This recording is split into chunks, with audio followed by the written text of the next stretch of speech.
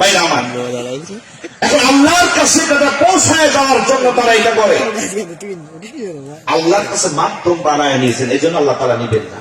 এখন হিন্দুরা ওইটা করে, মুসলমানরা ঠিক ওই রকম না করলেও তার কাছাকাছি করে। কেমন জানেন? হিন্দুরা বানায় মাটি দিয়ে মূর্তি, আর আমরা মুসলমান আল্লাহ যে মাটি দিয়ে মূর্তিটা বানায়, যেটা বানায় গেছে ওইটারে মূর্তি বানায়।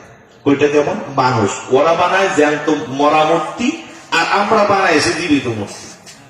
আমরা পীর, খাজা বাবা এইসব বজায় রেখেছি।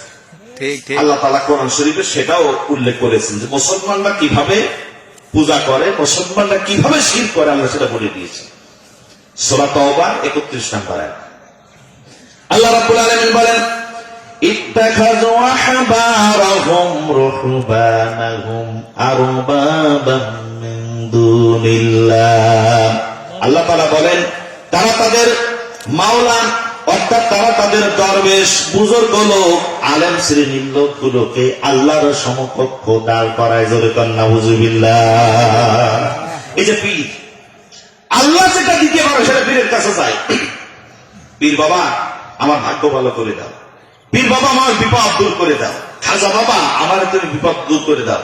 দেখবেন বিভিন্ন দরবারে আছে, সব পীর যে খারাপ তা না। বাংলাদেশে হাতে গোনা একটা দুটো পীরের দরবার ছাড়া সব শিরকের মধ্যে জড়িত হয়ে গেছে। আরম্ভ করে দিবস থাকে, এরপরে সব যায় চুমা খায়, ওখানে যাই হাজিরা দেয়, নাজরানা দেয়, এই দাও আমার ওই দাও, বাবা আমার ব্যবসা বরকত দাও। আল্লাহ যেটা দেয় সেটা পীরের কাছে চলে গেছে। আল্লাহ বলছেন তাদের বুজুর্গ শ্রেণীর লোকগুলোকে আল্লাহর সমকক্ষ দাঁড় করা।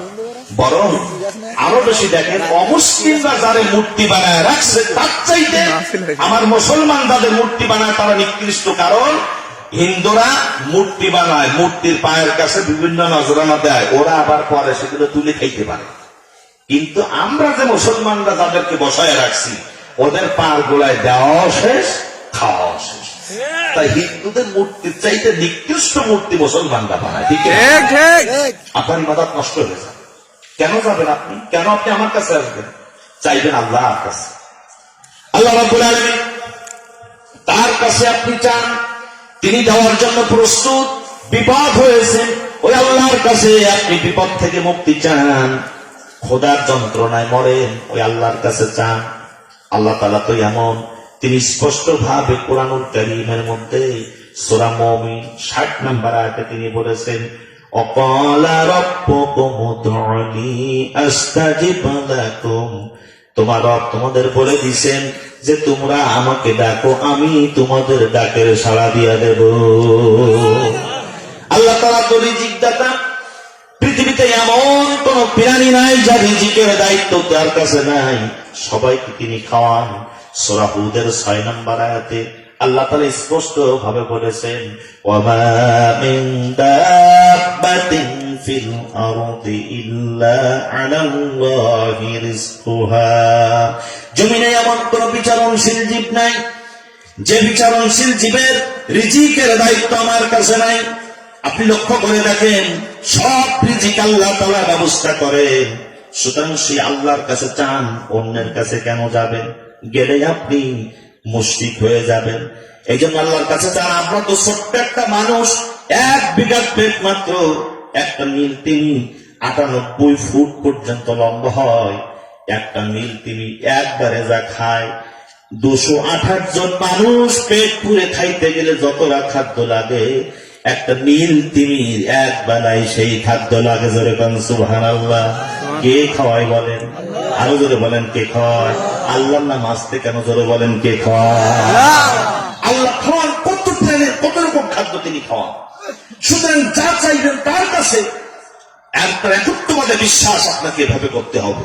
2 নম্বর হলো আল্লাহ তাআলার অধিকারের সাথে মানুষ শিরক করে।